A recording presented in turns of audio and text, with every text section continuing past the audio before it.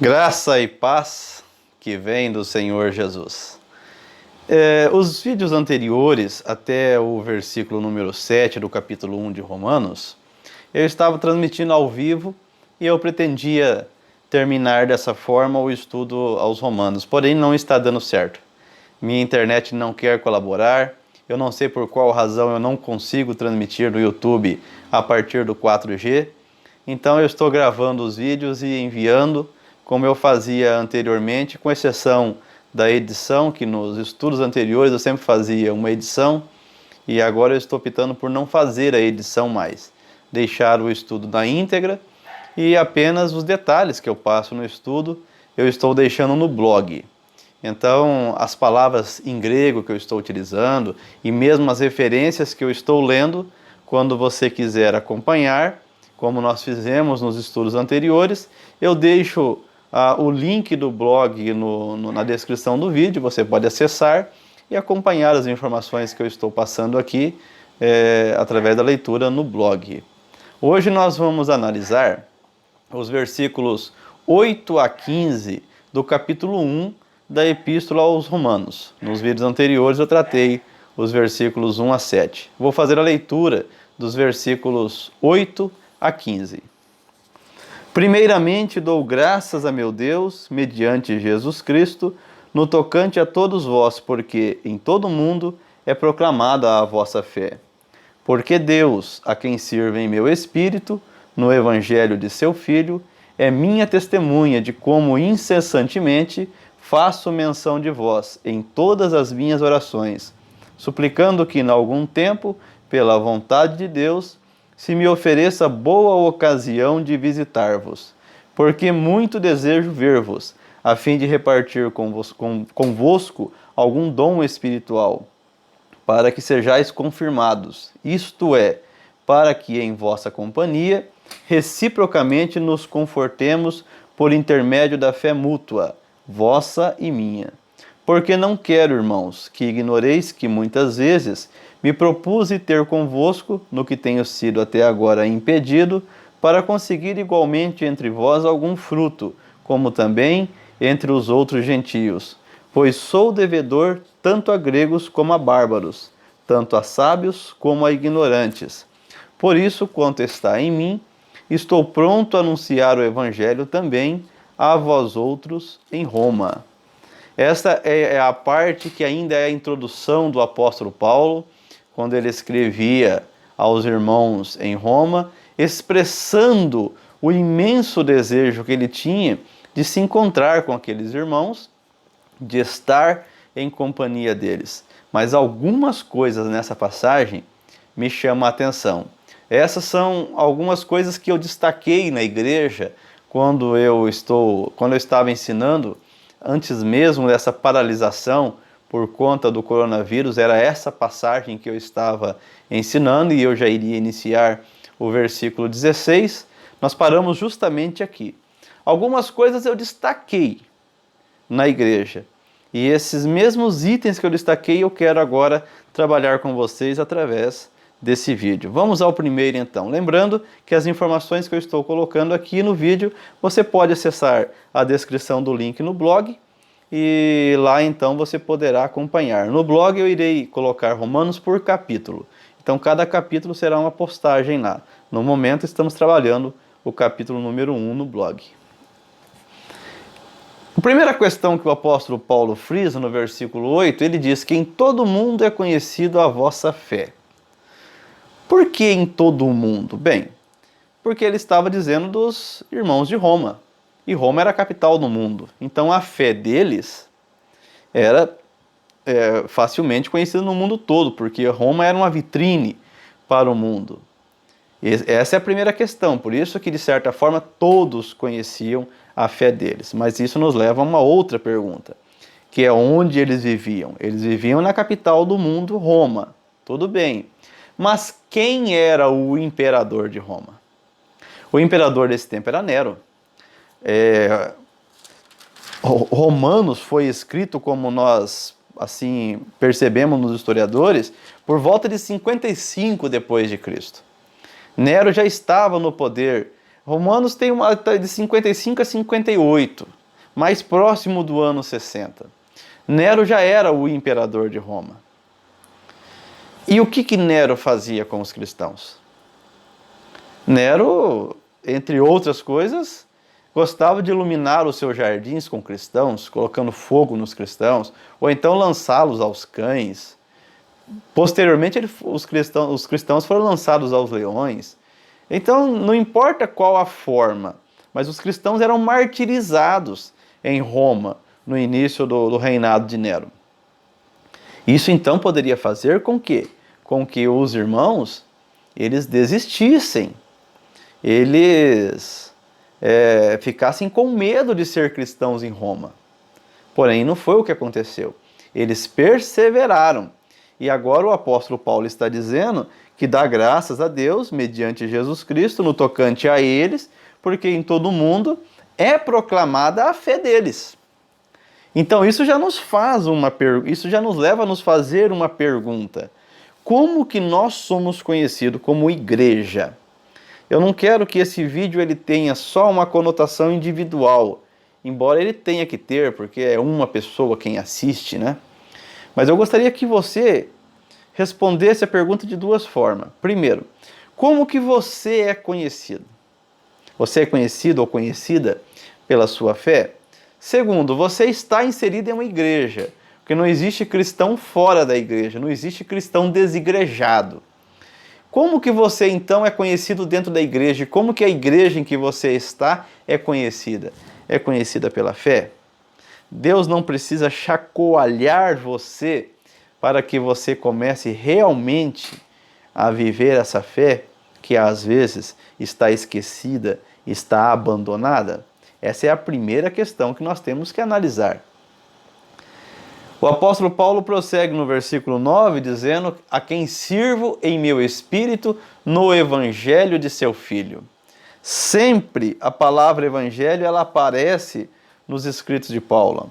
Porque Deus a quem sirvo em meu espírito no evangelho de seu Filho é minha testemunha de como incessantemente faço menção de vós. O apóstolo Paulo fazia menção daquela igreja de forma incessante. E para não ficar me alongando nesse mesmo assunto, eu quero te fazer outra pergunta. Se o apóstolo Paulo estivesse vivo hoje, com relação a você, ele diria que sempre faz menção de você? Ou você é um agente secreto de Deus e ele não mencionaria a sua vida? Ele, digamos assim, né, a palavra orgulho ela é mal interpretada, mas ele se orgulharia da sua vida como cristão?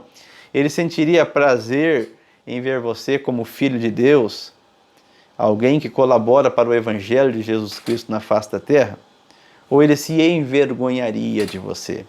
Você não considera que essa pergunta é uma pergunta que deva ser respondida? Versículo 10. Paulo queria muito visitá-los. Olha o versículo 10. Em todas as minhas orações, suplicando que em algum tempo, pela vontade de Deus, se me ofereça boa ocasião de visitar-vos. Mas por quê? Por que Paulo queria tanto visitá-los? Isso nos leva a um segundo ponto muito importante nesse vídeo que nós precisamos atentar. O primeiro nós já vimos, era a fé que aquela igreja vivia, firme na fé, mesmo correndo o risco de morte. Mas agora vem o segundo. Olha que interessante. O versículo 11 mostra: porque muito desejo ver-vos, a fim de repartir convosco algum dom espiritual, para que sejais confirmados. Veja o versículo 12. Isto é, para que em vossa companhia, reciprocamente, nos confortemos por intermédio da fé mútua, vossa e minha. Dom espiritual. Aquela igreja, o apóstolo Paulo queria visitá-la para que mutuamente ele entregasse, ele pudesse compartilhar mutuamente dom espiritual. Se ele cita de uma forma tão clara que em vossa companhia reciprocamente, então quer dizer que ele iria entregar os dons espirituais que Deus lhe deu, que o Espírito Santo colocou na sua vida, mas ele sabia que ele ia receber também. Não havia dúvida nele. Então era uma igreja que vivia a fé e também repartia dons espirituais. Então agora você já tem duas perguntas que você tem que responder. Como é que está a sua fé? Você que recebeu a Cristo, foi recebido por Cristo, o Senhor Jesus vive na sua vida, o Espírito Santo vive na sua vida e você vive você compartilha no seu viver desses dons espirituais? Ora, o dom é um presente do Espírito para a edificação da igreja através da vida dos filhos de Deus. Então, não é algo que você produza. O Espírito Santo, na liberdade que tem, isso é claro em outros textos bíblicos, o apóstolo Paulo muito explicou sobre isso, o Espírito dá o dom de acordo com a necessidade para a edificação da igreja.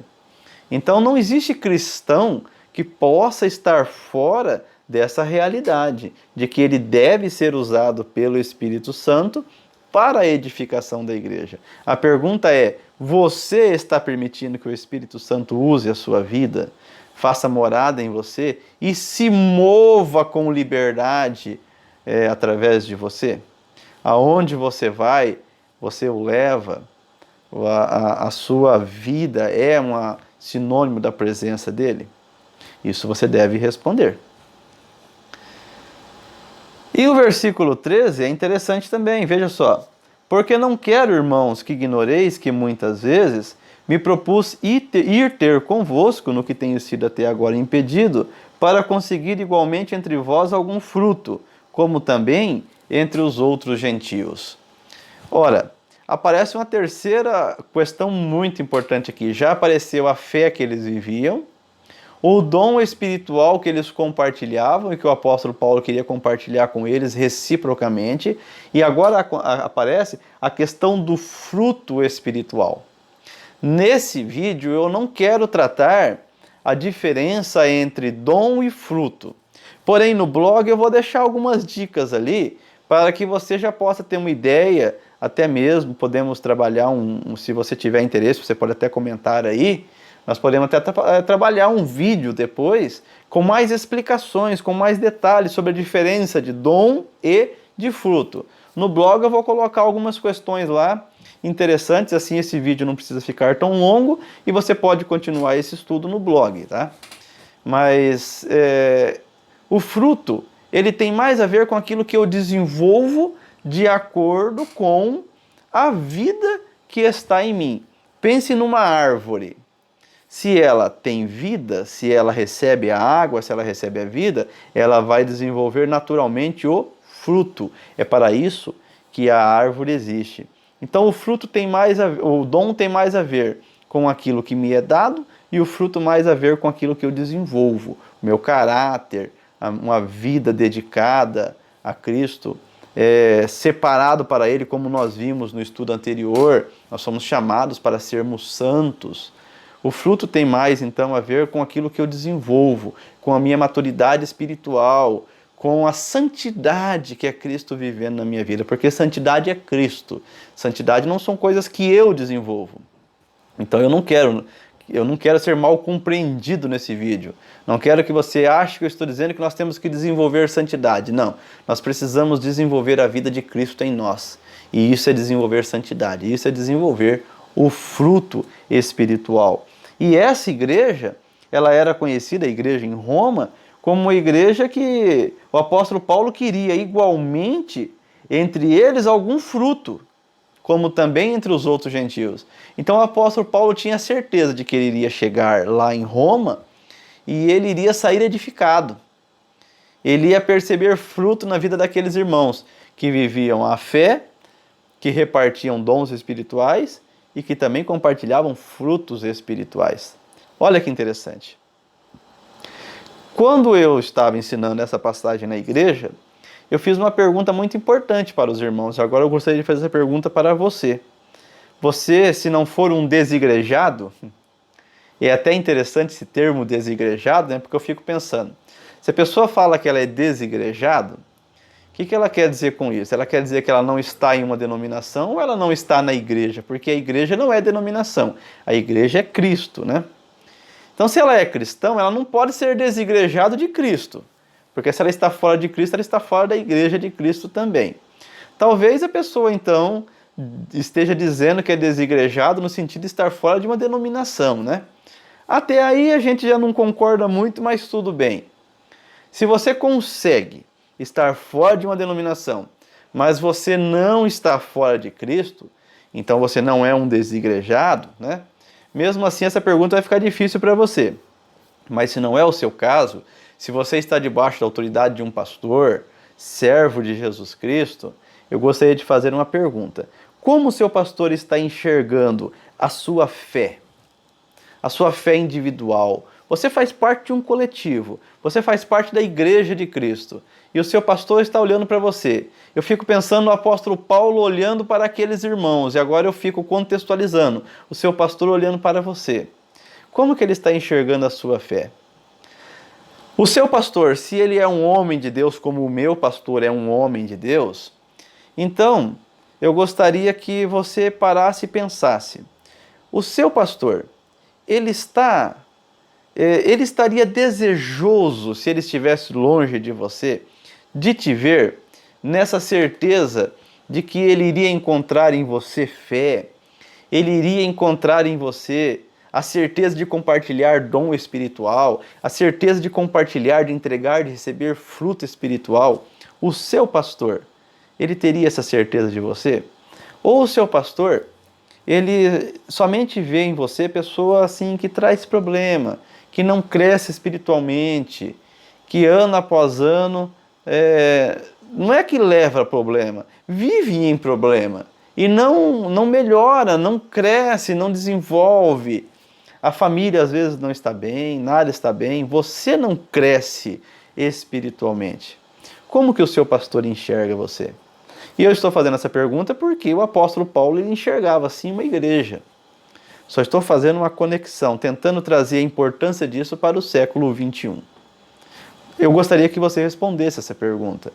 Como que você é visto dentro do corpo de Cristo? O apóstolo Paulo estava pronto para anunciar o evangelho a eles em Roma, né? Como que os cristãos do século XXI seria visto por ele? Será que ele estaria pronto para vir ao Brasil, aqui a Londrina? Eu sou de Londrina, né? Você que me assiste, não sei se você sabe, eu sou daqui de Londrina, Paraná. Eu sei que eu falo a pessoas do Brasil inteiro, até de fora do Brasil, tem alguns inscritos no meu canal. Mas vamos pensar aqui na cidade em que eu vivo, Londrina, o estado que eu vivo, Paraná, o país em que eu vivo, Brasil. Se o apóstolo Paulo estivesse vindo aqui, ele teria vontade de vir, de te conhecer, ele falaria de você como ele falou da igreja em Roma. Eu estou colocando a pergunta no aspecto individual, que é para você pensar como tem sido o seu cristianismo. Para que, então, você possa melhorar e ser um cristão mais parecido com aqueles cristãos de Roma que foram tão elogiados pelo apóstolo Paulo. Significado de fé. Eu vou colocar no blog essas informações também, já que eles foram elogiados pela sua fé. Falando rapidamente, fé é a tradução da palavra grega pistes, convicção da verdade de algo, confiança e fervor santo nascido da fé e unido a ela. Você é convicto de que Cristo morreu, ressuscitou, te salvou, te perdoou através da fé que você tem nele e foi morar nos céus e um dia voltará e você irá morar com ele? Você tem convicção disso? Você tem certeza disso? Fé, no contexto de hoje, está tão relacionada com coisas materiais, né? Eu sempre tenho compartilhado uma impressão que eu tenho tido. Às vezes eu vou falar para as pessoas que dizem que creem em Deus, eu não quero colocar em dúvida a crença de ninguém, mas às vezes eu vou conversar com as pessoas e quando eu falo para elas de Deus, não, mas eu creio em Deus, eu oro a Deus, eu peço as coisas, Deus me dá. Sempre é em relação a coisas materiais. Em outras palavras, parece que então se Deus não der o que pede, não crê nele. A fé, ela é algo espiritual. É a certeza de pertencermos a Cristo e a certeza de que um dia nós vamos morar com Ele. O resto é segundo plano. As coisas materiais são em segundo plano. Por mais necessárias que sejam, por mais que Deus realmente precise nos abençoar nessa vida, é secundário. não é primeiro plano.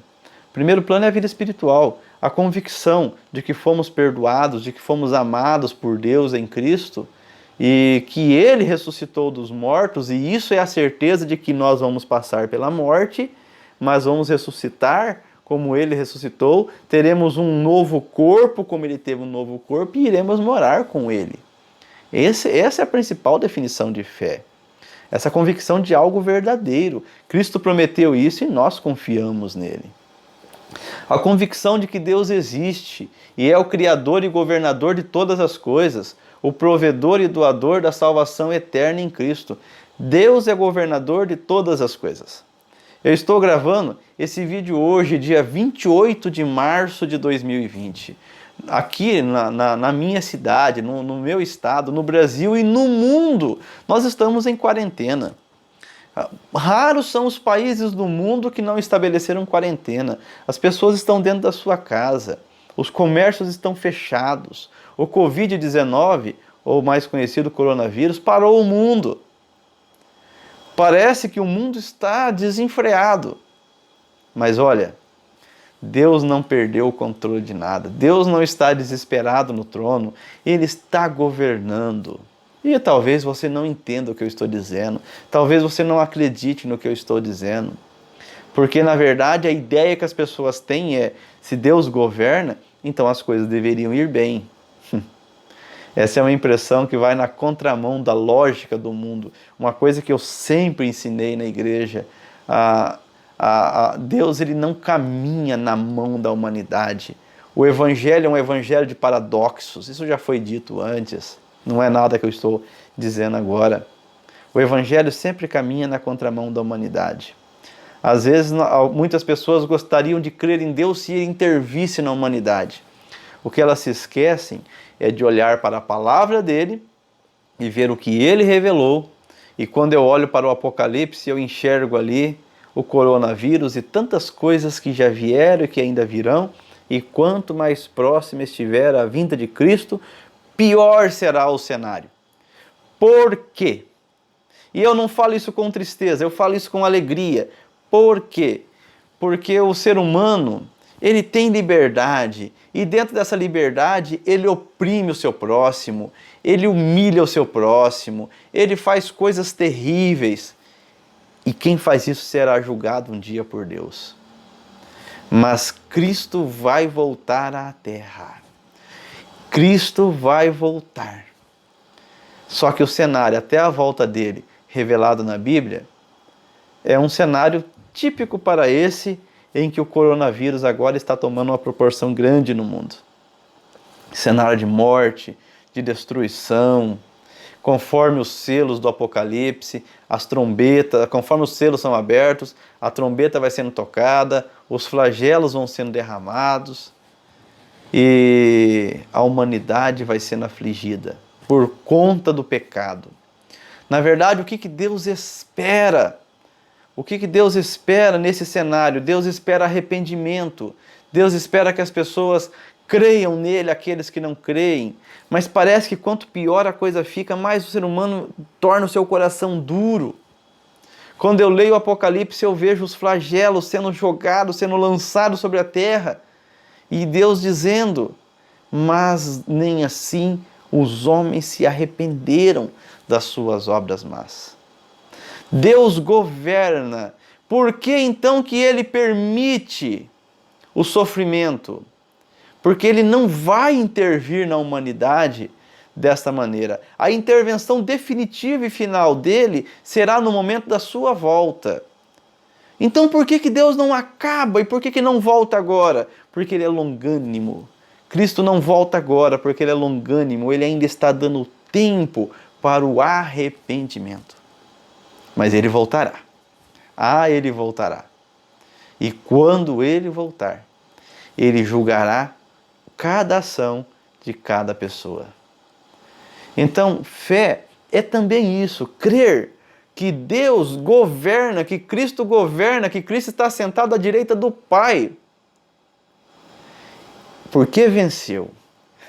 E esses dias eu lia no Apocalipse, nós, os que formos fiéis, também nos sentaremos com Ele no trono, como ele venceu e sentou com o Pai no seu trono. Ora, isso é fé.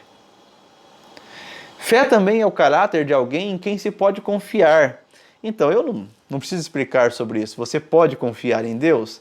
Se você é um crente, um cristão, alguém que crê em Cristo, claro que você pode confiar em Deus. Deus é merecedor da nossa confiança. Então no blog, eu estou aqui com a projeção na minha frente, mas não vou tratar sobre isso agora. No blog eu vou colocar um pouquinho do dom espiritual, o que é o fruto do Espírito, e uma diferença ali, são 1, 2, 3, 4, 5, 6, 7, 8 diferenças entre dom e fruto. Vale a pena você acessar lá, como eu disse, vai estar o capítulo 1 inteiro, mas você pode pegar ali dos versículos 8 ao 15 e no final do estudo terá essa diferença de dom e de fruto espiritual. Tratamos então nesse vídeo os versículos 8 a 15 do capítulo 1 de Romanos, e nele três questões importantes que o apóstolo Paulo via na igreja em Roma e que eu o tempo todo trabalhei, se Deus está vendo isso na nossa vida. Se o apóstolo Paulo veria isso em nós hoje, se o nosso pastor vê isso em nós, se as pessoas que estão ao nosso redor veem isso em nós. A fé, o dom espiritual, o fruto espiritual.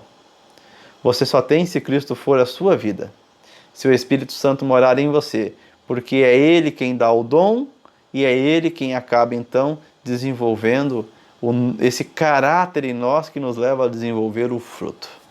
Se temos Cristo, temos o Espírito. Se não temos Cristo, não temos o Espírito, então não temos também nem fé, nem dom e nem fruto. No próximo vídeo trabalharemos com a graça de Deus os versículos 16 e 17 do capítulo 1, que é de extrema importância para compreendermos o cerne do Evangelho anunciado em Romanos.